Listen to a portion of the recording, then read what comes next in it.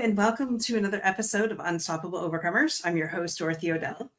I just really, before we get this incredible episode started, I just really want to thank every single veteran for their service.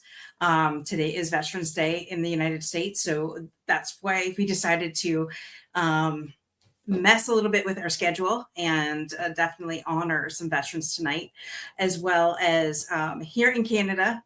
We are all about Remembrance Day today. And so we just want to remember those soldiers that never came home, or those that, did come home and are no longer here. And I just want to give, I don't normally do this, but, and I thought I had his picture here, but I don't. And oh, here he is. Yes, I just wanted to honor my uncle, Master Corporal Brian Graham. He was part of the Canadian Armed Forces and did his time, and then when he was done, went and taught English to the Taiwanese. So I don't get to share his story too often, but I just felt that, I'll start with mine and then I go on to my second family. And I just want to bring up Paul Curtis. Welcome, sir. And Jeffrey Knight. Welcome, guys. These are two of my favorite veterans. And I say that to all my veterans, but I really mean it this time. And I know that Michael is trying to get here. And so these fabulous guys are part of a group called Angels 14, and I talk about Angels 14 all the time. I think people are sick of hearing me talk about Angels 14. I'm not. You're not. So I know Jeffrey's been on the show. So Paul this is his first time here. And Paul really felt it in his heart that not only are we going to honor our veterans tonight, but first of all, we're going to hear Paul's story because it's amazing. And I didn't know his story until he sent me his all his information. But Paul really wants to shine the light on how veterans have the services that we can provide for them. And so with that, Paul gave me like a huge amount of resources for both Canadian and US veterans. And so if you go to my website, which is unstoppableovercomers.com, I came home, rushed home, and put that all on the website. So both the Canadian and the US, all the resources are there. So thank you, Paul, for doing that for me. It's like 4 typed pages worth of resources for our veterans. So thank you, sir. With that, Paul, share a little bit about you. We'll start with you. Well, first off, I thank Jeff for being here, and I thank you for having us on the show. And Michael will come along soon, and Kimberly is in the background and will send messages as things occur to her, and that I appreciate very much. As you know, we're from Angels 14, and that is a platform for the exchange of ideas and resources for veterans in need.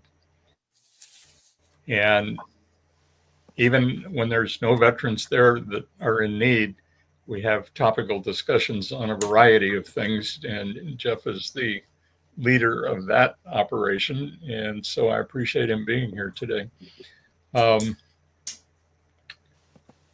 I started out with some goals because I thought it was important that, Jeff and I and Mike came home pretty well unscathed, and a lot of people didn't. And so that's the reason for wanting to share the resources. And I'm glad you mentioned that, Dorothy, because I'm hoping to put that on other people's pages as well, just that section of it, because there's not much out there like that. And it just hit me the other night that that's what I should do. So in any event, I grew up in the territory of Hawaii, and in a little tiny town called Wahiawa. It was out in the middle of the pineapple fields. And it was pretty amazing. My parents had been the scholastic type. My mother earned her second PhD at the age of 88. And she had one in actuarial science and one in Mandarin culture.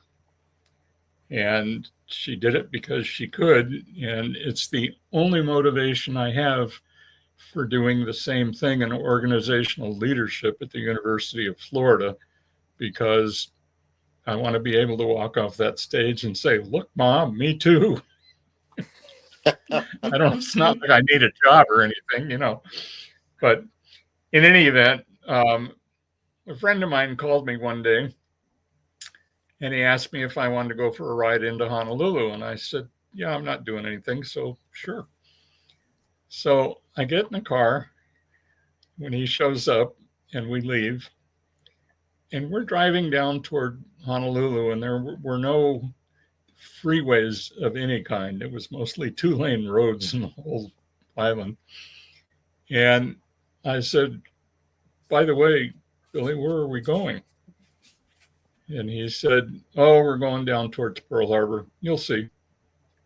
Well, little did I know that his purpose for inviting me, and we were close friends. I mean, his father delivered 4 of my siblings. He's delivered more babies in Hawaii than anybody else in history. And so we get there and he says, this is the recruiting station. And the reason I brought you along is because they have what they call a buddy program. And that is, if we go in together under the buddy program, we can be stationed together anywhere we get assigned. And that kind of appealed to me because I really enjoyed his company and his friendship a lot. And so I went in and I signed up. Had to get my parents' permission. My father was not pleased about that because he was a China Marine, and I come from 5 generations of Marines, and now you got one joining the Navy, and that's almost offensive. They're crayon eaters. Yes. Well, in any event, I signed up, and 3 days later, I was sent to escape and evasion school. It was about a mile from my house on an abandoned army base. Little did you know. I'm sorry? Little did you know. Yeah. In Japanese, we call it a skosh.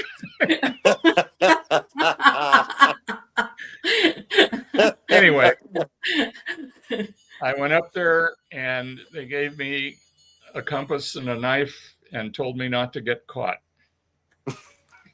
And there's a very large open field that is weeds all the way up to my shoulders at that time.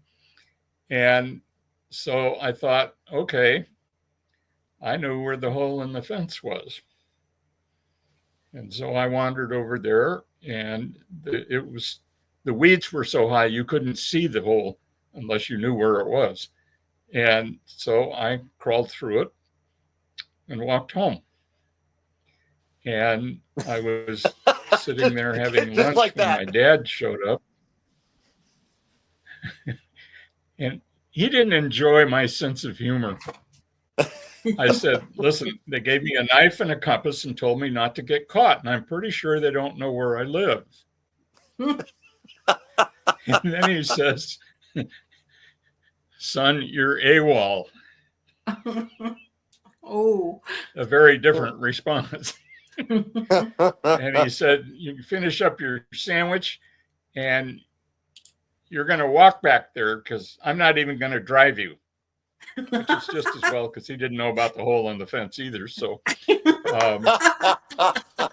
so anyway, I go back there And I go across this field to a wooded area, and I think, I'm going to climb up on a tree and just sit up there and watch them come hunting for me, because they never look up. I mean, they just don't, especially if you're high enough. But before that happened, I got caught. And so they took me to this little hooch. It had a table and 2 chairs, a very bright light hanging from the overhead, and a 3-foot long rubber hose sitting on the table. An implied threat if there ever was one. And so I thought, these guys were pretending to be North Vietnamese army officers and doing a really lousy job of it. And so I thought, well, 2 can play this game. So every time they asked me a question, I answered in Japanese. And they got really irritated. You speak English? I go get captain. I said, hi, which is yes in Japanese. So he goes up there and he comes back a few minutes later and he says, you get up from your table. You go with me. Captain wants to see you in his office. And on the way up there, he's telling me about how much trouble I'm in and I'm going to be in the brig. And I'm thinking to myself, that ain't going to happen. So I get into the captain's office and he's an 06. He's a 4-stroker. And he's been around for 30 some years and he's getting ready to retire. And so they sent him out to the weeds to do this job. And when we came in, he told the officer to leave and shut the door, invited me to sit in a guest chair, and then came around the other side of his desk to sit next to me. And the first thing he said to me is, we're going to have this conversation in English. Do you understand me? And I said, yes, sir. My dad said that was the best answer I ever gave anybody. So anyway, he asked me what language I spoke, and I told him, and I said, I am conversant in it. I don't know legal, medical, or technical terms, but I can have a conversation with anybody. And so he asked me about other languages, and I told him. And he said, I think we may have a job for you. And so I asked him what he was thinking about. He said, well, I can't tell you because you don't have a top secret clearance. He said, what I want you to do is go home, take all of the things the Navy has given to you, including your ID card, and turn them in at Pearl Harbor. And I'm thinking, man, I just got kicked out of the Navy. I have no idea what's going on. So he said, and in a couple of weeks, a Navy commander and an FBI agent are going to come visit you at your home. And they have some questions to ask you. And from that, they will determine whether you get a clearance or not. So I did what I was told. And I came home, and a couple of weeks later, maybe not quite 2 weeks, but the housekeeper answered the door. And she went to my mother and said, there are 2 men here to see Paul. And so my mother came to the door and she said, can I help you? And they said, yeah, we're here to do a background investigation on your son for security clearance. And so she invited them in. And we went back to my bedroom, which was in the far corner of the house, and there was privacy and. And so my dad comes home, and here is a staff car parked in the middle of our driveway, and he can't even get into the garage. So he parks behind that car, goes inside and says, who's parked in our driveway? And my mother says, well, there are two people talking to Paul in his bedroom about a security clearance. So my dad goes, knocks on the door, opens the door. The FBI agent is standing there, and it turns out they knew each other and had for a long time. Oh. And so he said, he asked the agent to go out onto the patio in back, which was very quiet. And so it turns out that he told them that I got good grades in school. I never screwed around with other people's property and never hurt anybody. And the agent came back in and he looked at the commander and he said, this interview is through. And the commander says, wait a minute, I got all these other pages to fill out. He said, sir, I would suggest that you be in the car when I start it, because it's a long ways back to Pearl Harbor. You can't make this up, ladies and gentlemen. And You so- cannot make this stuff up. No, it's just what happened. And so I went to my dad and I said, what's going on? And he said, well, you don't have to worry about a security clearance. It turns out my dad was in the OSS in World War II after he left the Marine Corps. And I'll get to that in a minute. But anyway, he knew a lot of people. And so He knew a guy. the next thing I get is I get a call from the chief of staff of the commander-in-chief of the Pacific Fleet, who's a 4-star admiral. And so I'm thinking, somebody's playing a joke on me. And he said, we need you to come here and meet with the admiral.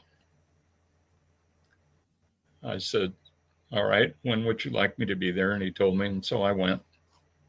Get to the gate, and I can't get in because I don't have an ID card. And so I said, well, if you call the chief of staff, I'm sure that he will let you know. And so he did. The guy came back out to the car and he saluted me. And I thought to myself, boy, somebody wasn't paying attention. Anyway, I go in and I see the admiral. And the first question out of his mouth is, how's your mom doing? I had forgotten that he had been at our home for dinner, he and his wife, and my parents, and the whole gaggle of kids, theirs and his and ours. And I thought, boy, what a strange question. And then it suddenly hit me. These guys know each other. And so I said, she's doing fine. And I said, I understand that I'm being assigned and I have no idea what it's about. And he said, well, you're going overseas. And that's all I can tell you at this point, because you're going to be doing some really sensitive work. I said, okay, and when is that to take place? And he said, you're to be down at Hickam Air Force Base on the 10th of June. Now, once again, I have no ID. And these security guys at the gate are not going to let me in either. And so I'm thinking, this is getting old really fast. And so I said, well, if you call the chief of staff of Sinkback Fleet, he'll clear it. And so they did. And by the way, I got his phone number while I was up at their office because I knew this was going to happen again. I just, what's the point? So anyway, I get in there and I get on the plane and off we go. I'm the only guy in civilian clothes. And we land at Guam for refueling. And then it hits me, we're going to Japan. Because it's like 8,000 miles from Honolulu to Tokyo. And so anyway, I get there and I haven't a clue where I'm supposed to go or who I'm supposed to meet or anything else. And I walk outside the terminal. This was at Tachikawa. And here is a guy standing there with a sign with my name in Chinese. And I walked up to him and I said, "Do you know what that sign says?" He said, "No, but I'm hoping you do." And I said, "Yes, it's my name in Chinese. It's Gao Bao Lo." And so I said, "I need to get my luggage." He said, "It's in the trunk. Let's go." I mean, these guys did not screw around. Hey, Paul. And Paul, so, Paul, for context, what year is this again? 1962. All right. Wow. Okay, go ahead. Sorry, I didn't mean to interrupt. This is absolutely fascinating. No, that's fine. I appreciate the questions. We go off to a naval base at Yokosuka. And once again, no ID for me, so the guard's not going to let us in. And the driver said, "Well, if you call the chief of staff for Singpac Fleet, he will clear it." And so he did. And the guy comes out and salutes. And I'm thinking to myself, why don't you guys pay attention? I mean, what's going on here? So I go to a building that has no windows on the downstairs. It's got all of the communications equipment and all that kind of thing. And upstairs is our living quarters and the wardroom and all of that. And every Wednesday, the admiral would come in and he'd bring a scribe with him. There were 11 of us in this unit, and he'd go around the room and he'd ask for a situation summary from each of us. And the reason he did that is because he wanted the rest of us to know what the other guys were doing, which I thought was pretty insightful on his part, but be that as it may. So it turns out that my job was to listen. And I thought, well, this ought to be pretty easy. But one day I was with a partner, and we didn't often work as partners, but depending on what we were doing, they felt that for safety, that was a smart thing to do. And this older lady comes up to us and she says, "Would you like to meet some nice young ladies?" And my partner, without even giving me a hint, grabs my hand and holds it up and says, "No, man, we like nice boys on." She took off like a bolt of lightning. I kid you not, man. It was just hilarious. And then I turned around and looked at him and I said, "You ever do that to me again without warning, you're going to be on the deck." So anyway, they sent me to get some really, really nice 3-piece suits, gave me a briefcase that was very specialized, and sent me out into the Netherlands to gather information. Wow. And so I one day was on an elevator, got on, I was the only person on there. The next floor, the elevator stops and 2 people get on. The elevator closes, and we start to go up again. And they start chattering. And one of them looks at the other and says, hey, be careful what you say because we don't know who this guy is. And the other guy says, well, he may be either a Brit or an American and they don't speak our language, so it's no big deal. And it was everything I could do to keep from moving a single muscle on my face. And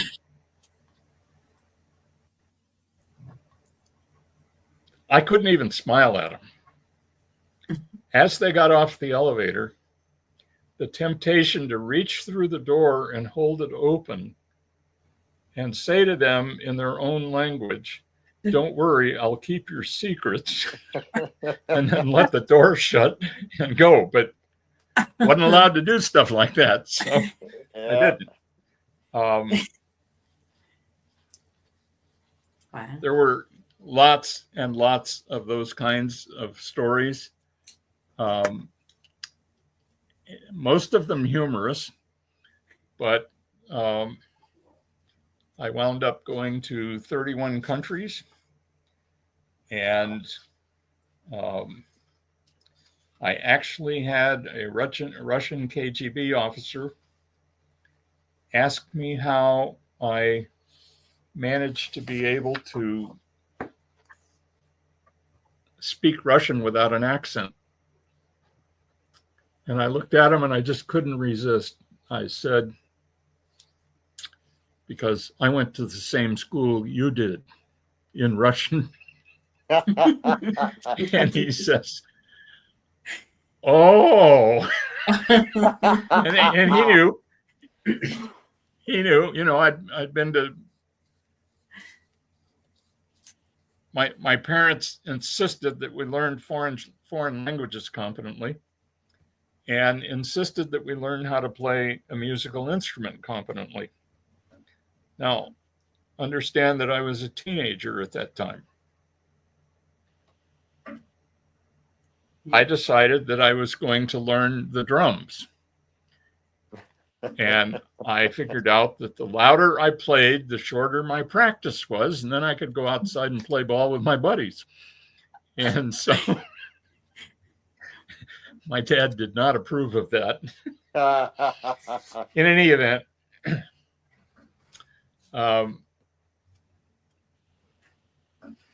let's see, where do we go? So I have to ask, Paul, you, is your last name really Curtis, or is that just like a front? Right. Since, you know, you were in diplomatic intelligence here. Like, I have to ask that question. My last name is actually Curtis. And you may remember that I'm 80 years old and nobody cares anymore. So, well, they figure I've forgotten most of what I know, but we care anyway. Yes, and I know you're one of the older veterans that I know, and that's really why I wanted you on the show, because I'm sure you have seen more than I'll ever forget, or more than anybody else will ever forget in their career. So I love hearing your story. Like, I can't believe it. You decided to just go on a Jeep ride and then end up in the Navy, then going AWOL, and then being a diplomatic officer, like all in like a short span. Like, it just blows my mind. It's crazy, isn't it? It's a movie, is what it is. It's funny you said that, because I was watching the movies and playing in my head as Paul was talking. So was I. In old 80s style movies, super spy stuff. 007. We have our own 007 here. Yes. 100%. Well, it's absolutely fascinating. And for any of the listeners, if I can make a point here real quick, for any of the listeners out there, you know, all of us at, you know, younger than Paul, sorry, Paul, no offense. You know, even by 30 years, this would never happen in that. I mean, 1962, that's why I asked for the context, because all of a sudden it's like, here's a knife, here's a field, don't get caught, crawl out through the hole, I'm going to go home, have a sandwich. That kind of thing is just unheard of. And it's so fascinating. Well, I'll tell you another funny story. One day I was told to go to the gun locker and check out a sidearm. And I thought, well, this is getting out of hand. But I go in there, and here is this older black second class gunner's mate. And he said, "You really expect me to hand you a weapon and ammunition, and you don't even have any ID?" And I said, "Well, let me give you a number to call." And so he did. And when he got off the phone, he said, "So your name is Curtis?" I said, "Yes." He said, "Do you know a Claude Curtis?" I said, "I know two of them." "Well, this would probably be your dad. And do you know where he is?" I said, "Yes, I do. And in a couple of weeks, I'm going to take some leave and go to Honolulu. And well, let me back up a little bit. He and my dad served as partners in the OSS in World War II and lost track of each other. Wow. Wow. And so when I told him when I was leaving, and I said, if you need a seat on the plane, I'm happy to make that arrangement, because I could. And so we did. We flew from Tachikawa to Hickam Air Force Base. And here are my parents and all of my siblings waiting for me. And we get off the plane together. He's in uniform and I'm not. And you have no ID. he said, "No." And he says, "You go ahead and spend a few minutes with your folks, and then I'll come and join you." And I said, "Okay." So we went and hugged, and and then my dad looks over my shoulder and he said, "Who's that black man following you?" This is training that never goes away. I mean, it just doesn't. It's situational awareness. And I stuck my finger over my shoulder and I did this. And George came over. And my dad and he stood there and stared at each other for a minute. And then they both burst out in tears. Wow. They had been through some stuff that I had no idea about and never will. But they stood and hugged and talked and hugged some more and cried until the ramp agent came over and said, "Listen, we have to move the plane, so you're going to have to go inside the terminal." So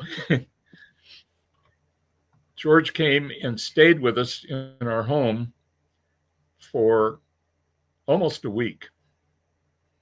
And every night after dinner, he and my dad would go out on the patio, which was a covered patio. It's not an open space.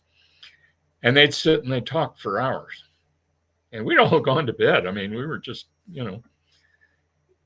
And so then George came to me and he says, "Now, where are you going from here?" And I said, "Well, I'm headed to Travis Air Force Base because I have to get a flight down to San Diego." And he said, "Could you get me on that flight?" I said, "Sure." And so I made a phone call and, there's a seat available. So off we go. Because he knows. We land at Travis. Yeah, well,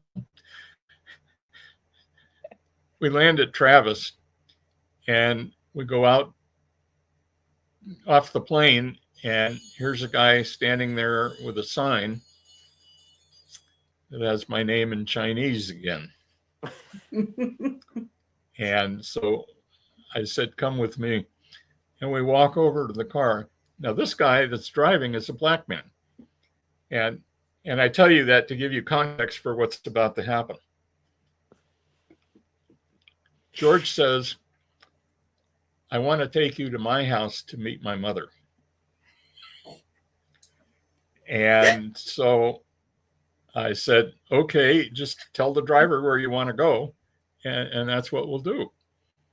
So we drove over to the black section of Berkeley. And I suddenly realized I was the only white guy in sight. And I looked at George and I said, why is that? And he said, oh, you really don't know, do you? I said, no, we had friends in Hawaii. We didn't care what color they were or what their ethnicity was or anything else. We either liked them or we didn't, and end of story.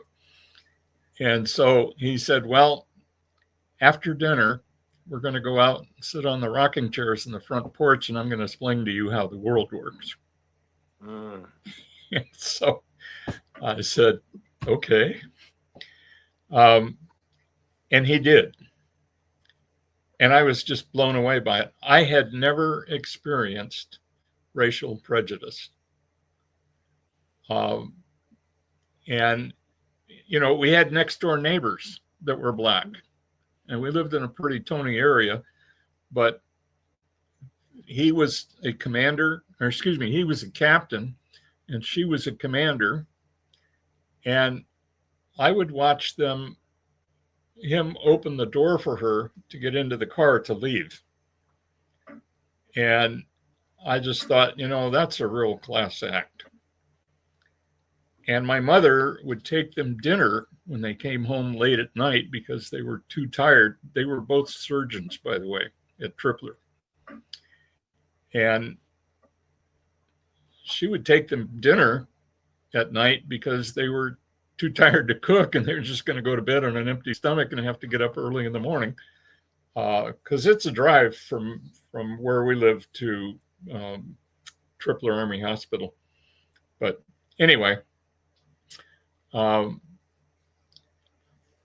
I decided that I had had enough flying every day, all over the place, I thought, this has got to come to an end. And so in 10 years it did. And when they knew that I was leaving, by the way, my chain of command was interesting. It was this 4-star admiral and the president of the United States. Wow. That was it. Something else I've and heard what of. that meant was that I had a top secret SCI Class Q clearance, which is the same thing the president has. Wow. And so they sent me to the Naval Academy, not as a cadet, but as a place where I could sit and write. And they wanted a summary of the things that I did. And so I started writing, and the only two people who knew what I was doing or where I was or why I was there was the commandant and the operations officer at the Naval Academy. And the operations officer and I became very, very close friends. And he moved out here to the West Coast when he got out of the service. And we hooked up again, and I was with him when he died. He wound up having Parkinson's, but Wow. in any event, I did that for a while, and I was in a basement. There were no windows, and I had a bank vault for a door. You can't make this up. This is like thought, this is like Netflix. I understand the need for security, but I would think around these guys, nobody's going to come screwing around with what I'm doing.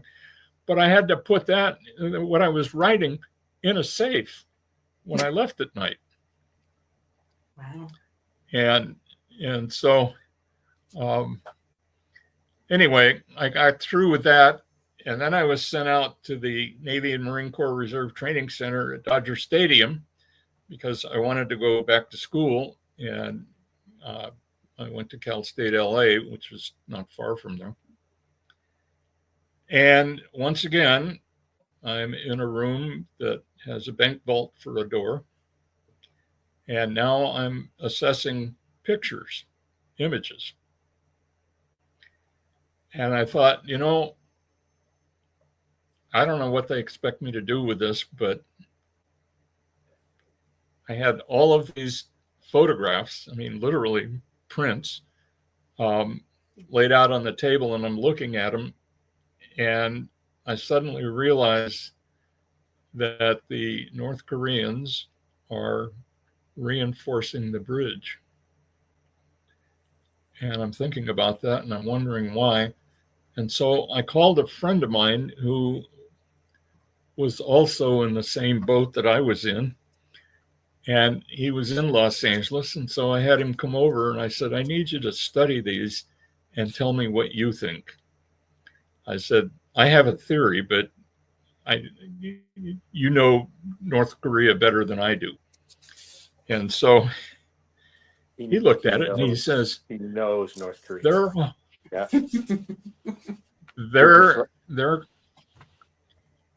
They're reinforcing that bridge because they're sending heavy water in tanker trucks to their nuclear site. I went to the guy who was in charge of intelligence there, and I said, sir, I think you need to come down and see these photographs. And by the way, this is a friend of mine who was a colleague for a number of years. So he comes down and he takes a look, and he agrees. He picks the phone up and calls the president on a secure line. He knew a guy. And he Jeff, I think we know a guy now. We know a guy. We know a guy. He knew more guys than I did. And so what you'll find interesting about this is that his name was Jackie Cooper, the movie actor. Really? Wow. Seriously. Yep. I'll be damned. And he knew lots of guys. Yeah. Yes. But I hope Michael gets on here pretty quick. So go ahead. This is your show, Dorothy. Sorry. No, I was just gonna say I'll text him and see where he's at. But all I can say is wow. Like I this is like I didn't know anything about this with Paul, and I'm just like in awe. I just want to shout out our heart and soul of Angel Sport team said hey to us all over here. To Miss Tammy Laird and Sean says joining while sitting at the bar having a free veterans dinner. So I hope all our veterans here got their free dinner today, wherever you were eating today. I'm just going to text Michael and you ask your question, Jeff. So I know I think we're getting about 15 minutes, right? Is it about an hour? Yeah, that we're doing this. So I think that we could sit here realistically and obviously talk to Paul for the next week and still not grasp all the things that he has done in the service of our country. And of course, that's what Veterans Day is about. I love what you said at the beginning, Paul, that you, myself, Michael, we escaped relatively scar-free, right? I mean, in comparative to other people. Other brothers and sisters. Now, at the same time, it's important to note that that everybody has served, and it doesn't matter the capacity. And so, the other thing that I wanted to point out, because I want to go back to the porch education, you got, because you got a true no shit education from that guy when he took you home, right? Sat you down on the porch and said, hey, I'm going to teach you how the world works. How much did that impact the rest of your career and your perspective? Quite a bit, because it essentially reframed relationships for me.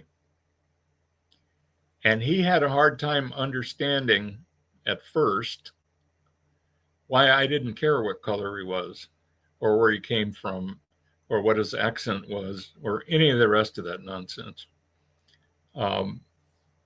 You either have, oh, Tammy's here. Yes, she Yeah. said you're You either amazing, Paul. have, you either have a love for people or you don't. And I think that's based on what is in your heart rather than what you're wearing or what you look like or any of the rest of that nonsense. But I want to share a quote with you, which I think is kind of important. We are not human beings having a spiritual experience. We are spiritual beings having a human experience. Mm-hmm. Love that quote. See, I think that God knew long before which one of us were going to be here. And so, and that comes from a man named Pierre Teilhard de Chardin. And he was a French philosopher, a paleontologist, and a Jesuit priest. And he's the guy that came up with that. And I ran it by Scott Duncan one day, and he said, you know, there is a video out that shows the moment of insemination. And he said there's actually a flash of light that occurs. And I thought, that's pretty supportive. Yes. So, Well, and to your and by the way, Scott Duncan, another fantastic veteran that's out there. Follow him as well, former Marine. I shouldn't say former Marine. Marine, retired, but yeah, Marine nonetheless. And you know, Paul, and this is what, and really to spotlight Paul here a little bit too, is that this is what we get every week. There's a point in there where the education was given to you. He had a hard time understanding from your perspective. You most likely didn't understand a lot of things that he was talking about either. But the point of that is that he sat down with you and provided that information to you. And it was a civil conversation, and it was simply helping understand one another and one another's worlds.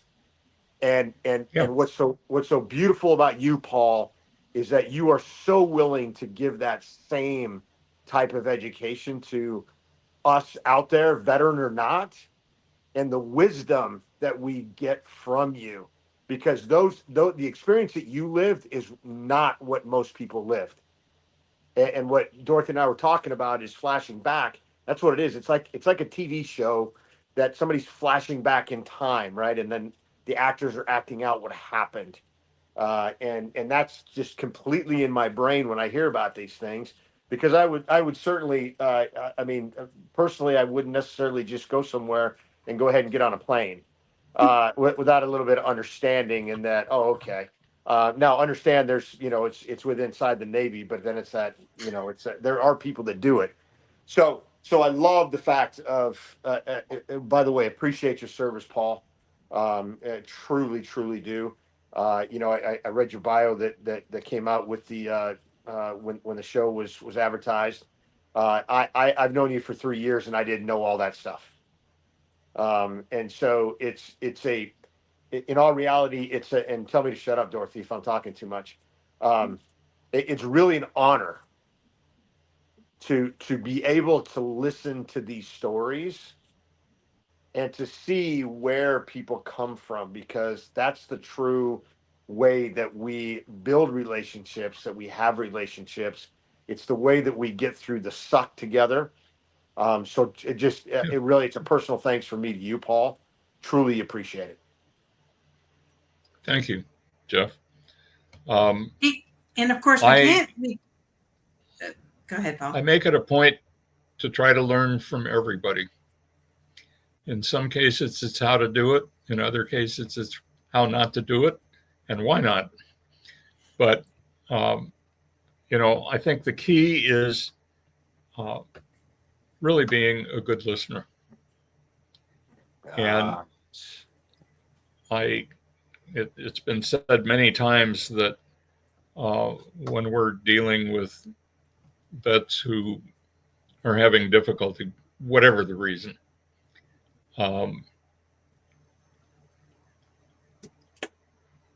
We can provide them with a presence, an acknowledgement, a smile, and let them talk if they want to. And sometimes all it takes is, how are you doing today? To get that conversation started. And I think it's important that people learn how to listen, because so many don't. Instead, they're preparing a response to what you're saying before they've even heard the rest of it. And oftentimes they interrupt you and tell you what their response is. And, Yes. it's just evidence they didn't hear. So, and I've learned a lot from you too, Jeff, and I appreciate it. I really do.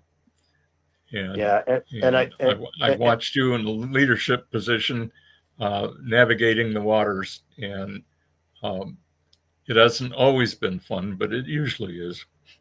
100%. Isn't always fun, but usually is really the truth of the matter. Dorothy, I think you were going to say something. Yeah. Yes.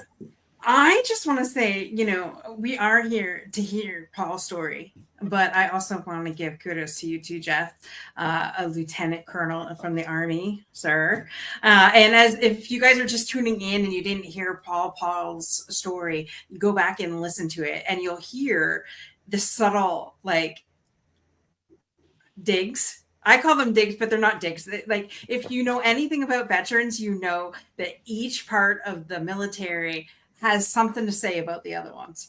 And our cowboy is coming on soon here. He's trying to log into his computer, who is a Marine, always a Marine, and that's between the crayons and everything like that. There's just something about this community. And actually, Tammy just put something here. Jeff is a true blue or green leader. Absolutely. 100%. And I don't know how I honestly found you guys, but I am so truly grateful that I did. And you guys allowed a civilian into your world. And I have been so honored and humbled to be part of Angels 14 for the last 2.5 years. And I go there intending to give, and I get something each and every week that I'm able to show up. And I know watching and hearing your stories has brought to life something inside of me that is just like, wow, like it's bigger than me, and these stories need to come out. And that's why I provided the platform. And here we go. Lips himself, cowboy is in the house. Oh, hell. Yeah. The Marine is in the house. I gotta be fashionably late. 364 days till the Marine Corps ball, right? Countdown already. This is what I love about this group. It's like the camaraderie in here.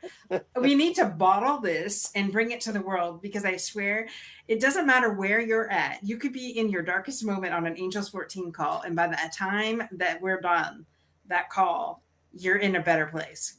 Like 100%. And it's so true, Dorothy. And before you get into Michael, because I know you're going to ask him a question too, or he's going to say something. I don't know. Dorothy, what you need to understand, and I suspect you do after all, is that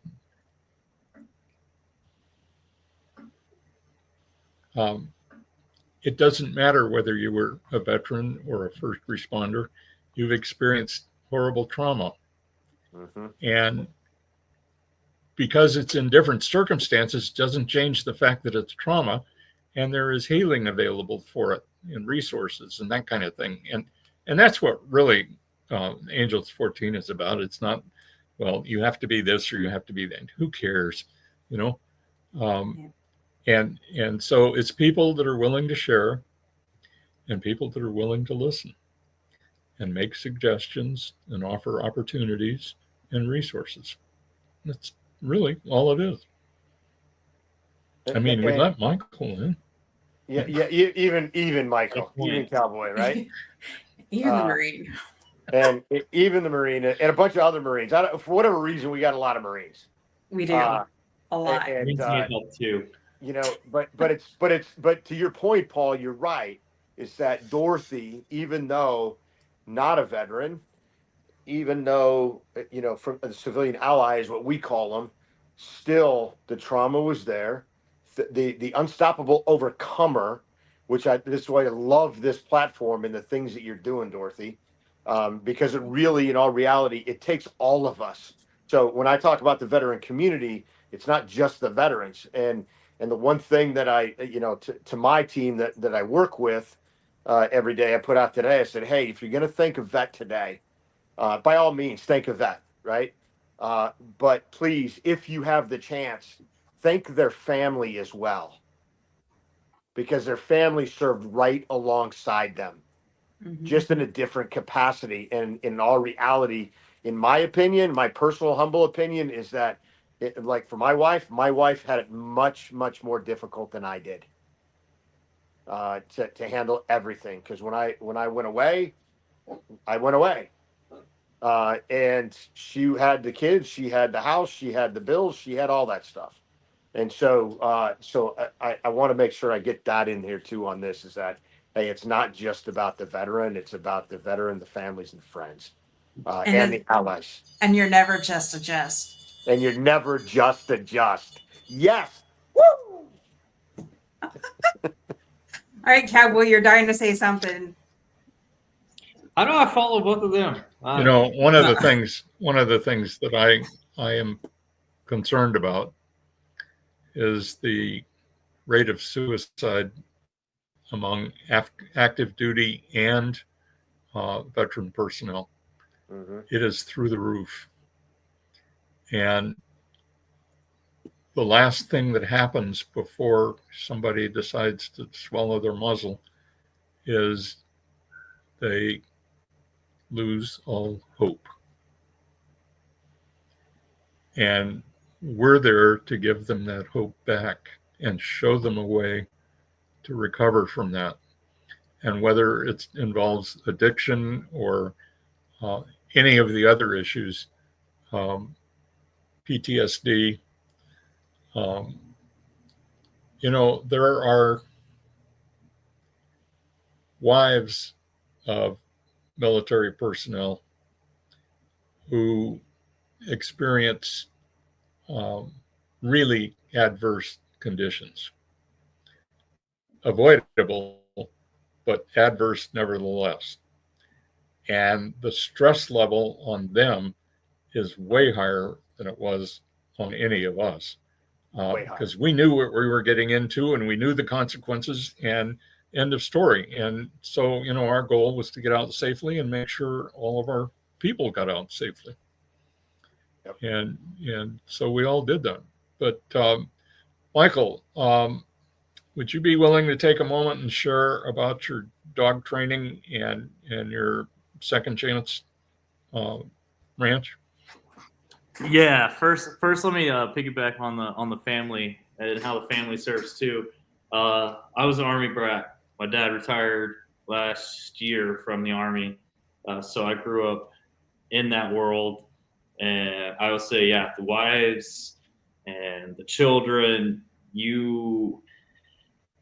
I think especially when your parent is deployed to a combat zone or not. They're deployed overseas anywhere.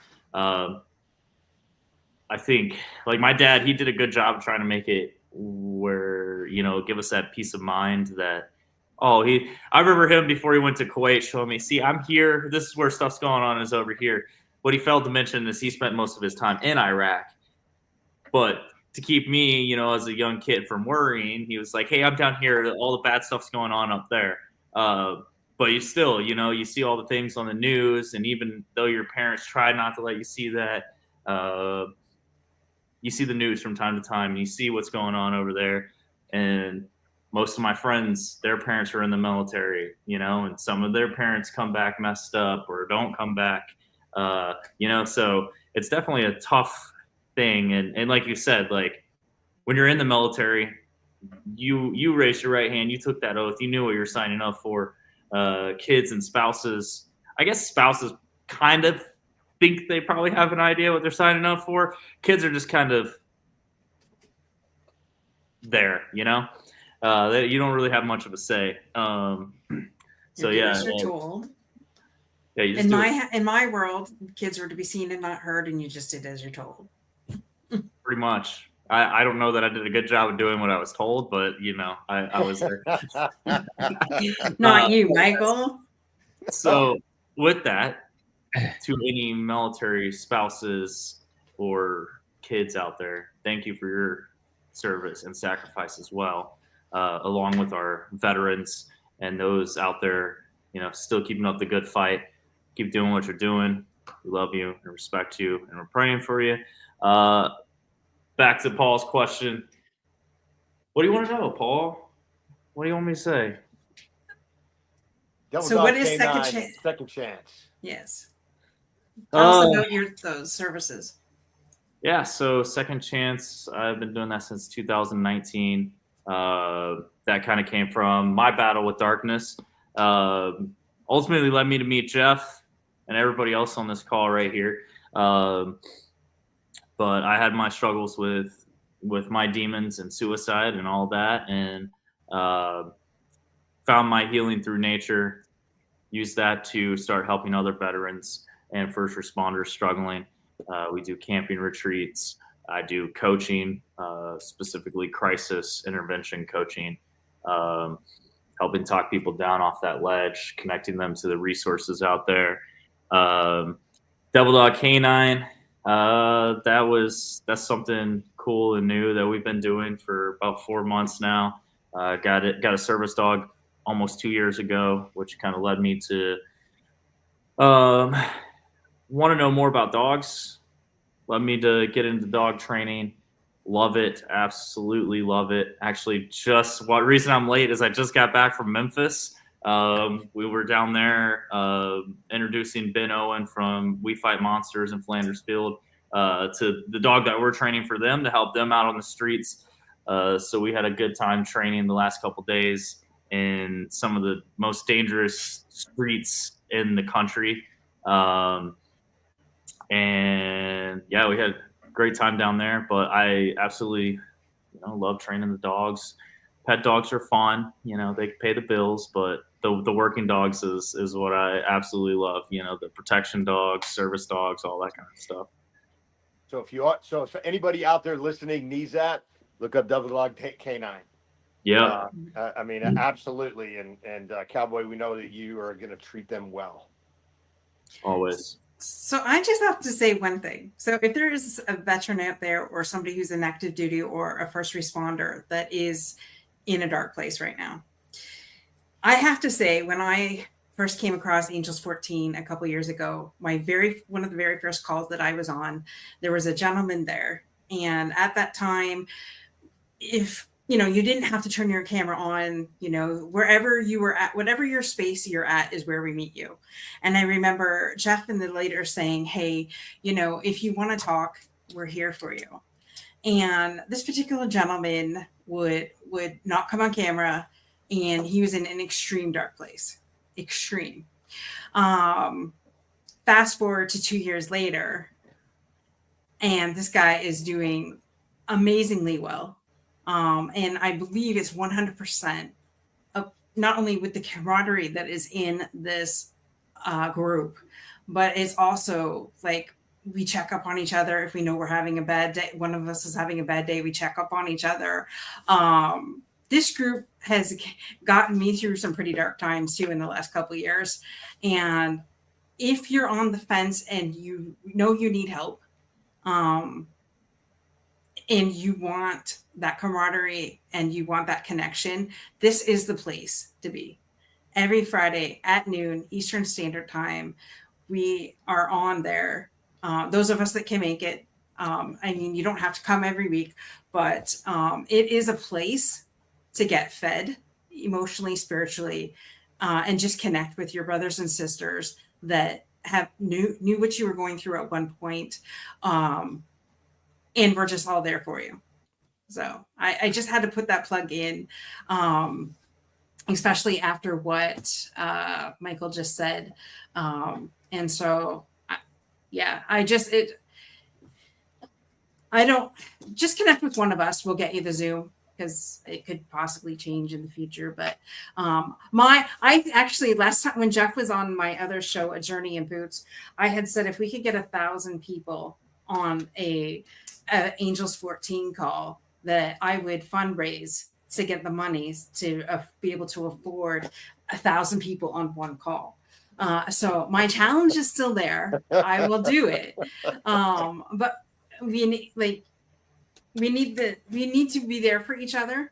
And thank you, Paul, for saying, we really want to thank our veterans for their service, but we're also here to support you. Yeah, 100%. Dorothy, I think what you really need to realize is that if you got 1,000 people on Angels 14 all at the same time, if they each took the time to sneeze, they'd run out of time before the program. So there's a reason that it's not this gigantic thing. We'd have to do some breakout rooms and stuff. Yeah, we would have to do some breakout rooms. But my vision, I don't know what. So I'm not even on the leadership team here, but my vision is because we want to help more veterans, right? That's the whole purpose. We want to help as many as we possibly can. And if you're just tuning in now, at the beginning of the show, I had said Paul had given me 4 pages of amazing resources for both Canadian and U.S. Veterans, which are on my website at www.unstoppableovercomers.com. Just go to the Veteran Service tab, and they're all there. But if you are looking for, that one-on-one connection each week, you miss your buddies from active duty. Like I promise you, there's one person, there's lots of people in this group that it can easily get you what you need. Kimberly's in the background saying, a great problem to have, Paul. Absolutely. Yes, love it. And by the way, in this show, we didn't even begin to touch Paul's career in this. So, but truthfully and generally, that's what we're there for. That's why we do these. That's why we're willing to come on this, Dorothy. You've asked us to come on in honor of veterans and all that. It's simply getting the word out there. We're strong. We're simply stronger together. Mm-hmm. And everybody needs to ask help. And that's why we started Angels 14. That's why Cowboy started his. That's why Paul does the work that he does, which if he told us, he would have to kill us. That's right. I was going to say we can't talk about that. But we can't talk about Bruno. No. But that's where it's at. So please, if there's anybody listening out there that needs that, reach out. Just ask. And Cowboy can vouch for this. And in terms of that darkness that he talked about. It's his story to tell, not mine, but his darkness that he talks about. It's, it's absolutely, I'm absolutely humbled every single day by the stories of our veterans. And it doesn't, and by the way, the veteran stories doesn't need to be something like amazingly like, wow, like huge or any of this. It can be run of the mill every day, but everybody has a story, and somebody else is going to benefit from that story in some way. So tell the story. Mm-hmm. Mm-hmm. It's funny you said that, because I don't know if anybody caught the show or seen this book, Pennies from Vietnam, A Sister at War, a Brother, or A Sister at Home, A Brother at War. And this guy was, Larry Smith was in Vietnam, and he turned 19, went off to Vietnam to go fight the war. And he promised his sister he'd send pennies home to her, not realizing that in the middle of the Korean jungle, there is no pennies. So he sent letters home. And after he passed away, she got all his letters, and she's going through all these letters that he sent home. Of course, Larry changed. Larry wasn't the same when he came back from 2 years in Vietnam. And then when he went to go do a second tour in Vietnam, he didn't write letters the second time because he just became a former shell of the person that he was. He was completely different than the Larry that left. And when she found these letters, she decided to go find Larry's brothers in arms, whatever, friends from the war, and she ended up finding a bunch of them, and each one of them said, "You got to write this book," right? And long story short, by her sharing Larry's stories, it opened up for at least 50 Vietnam veterans to be able to share their story.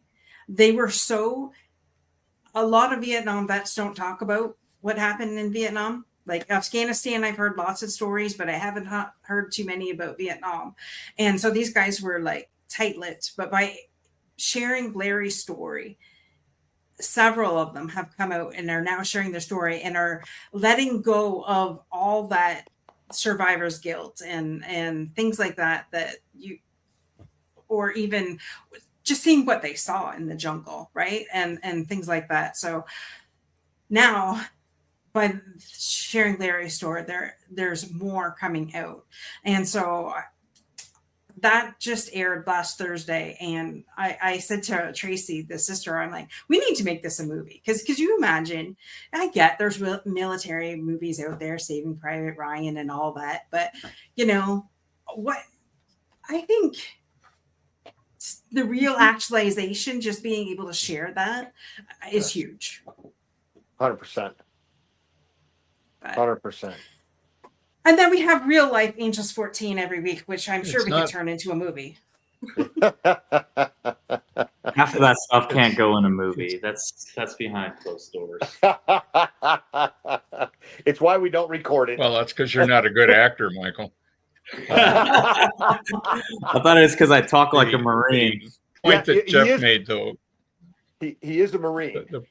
The point that Jeff made is important in that it doesn't matter what your story is. It doesn't matter if you were a grunt or a commanding general. All of them have a story to tell.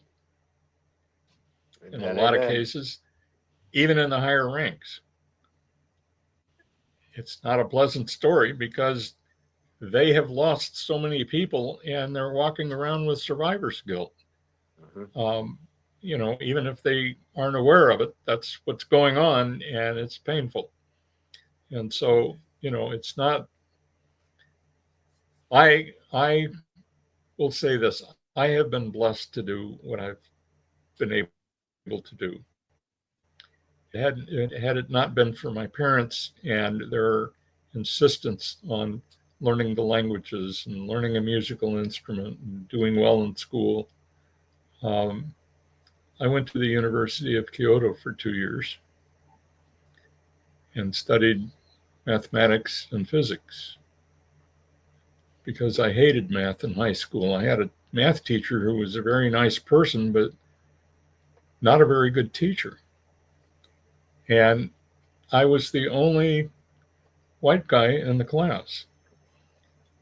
And these people were all sitting around wondering if I was getting anything out of this. And I went up through spherical trigonometry, and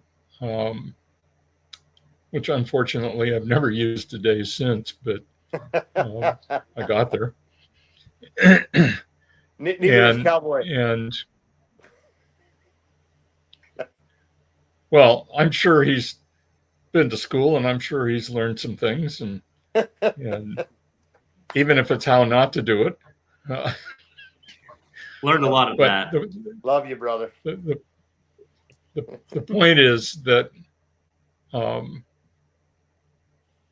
I was blessed to be able to get the education that I have,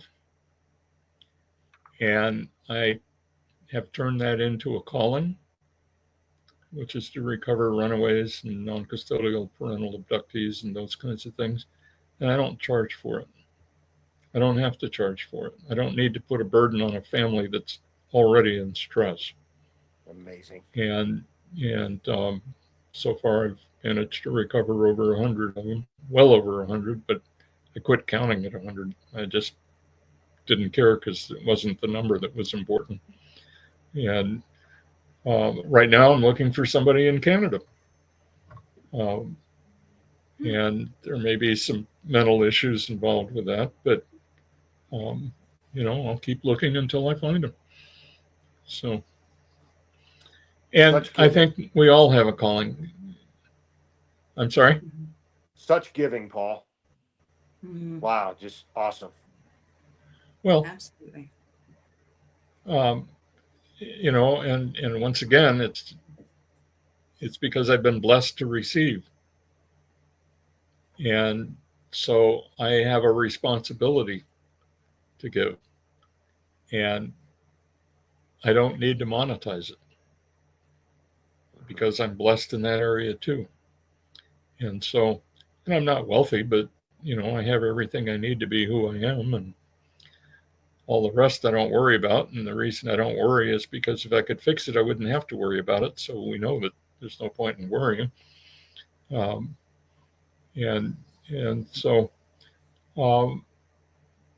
I think the last thing I want to share with you is the notion of gratitude. And I think each of us here lives with the notion of gratitude. Because when you have a grateful mindset, you're willing to do things that other people aren't.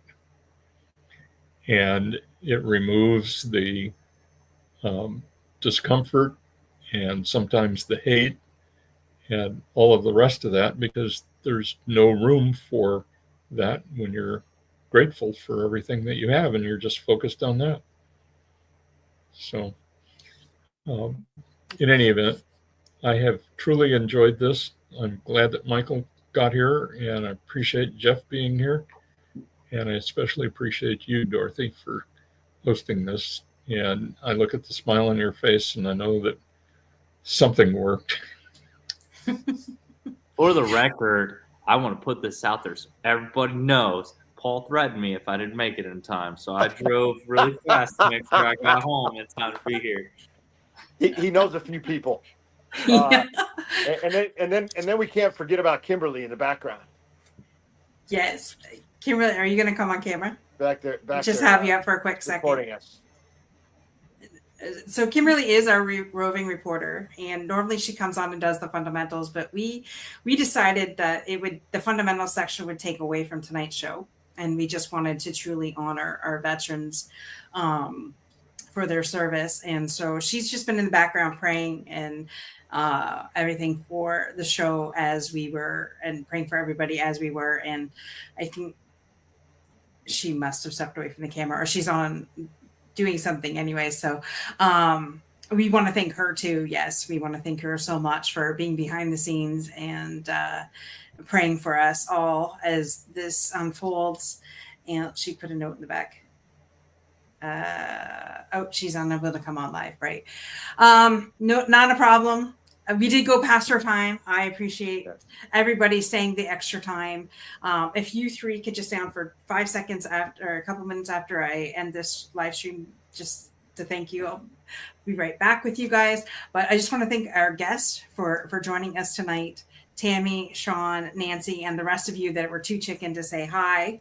And I want to say Happy Veterans Day to all of our veterans out there. Thank you for your service.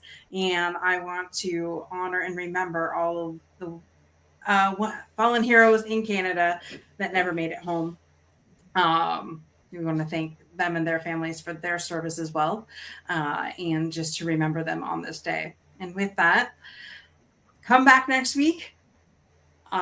Actually, I'm being interviewed next week because, yes, I am one of 10 authors in this amazing book, Bringing New Words to Your Body Conversation. So, yes, I'm being interviewed on my chapter next week. Love it. Yeah. So, come back. Remember, be unstoppable in all that you do, and same time, same channel next week. Bye for now.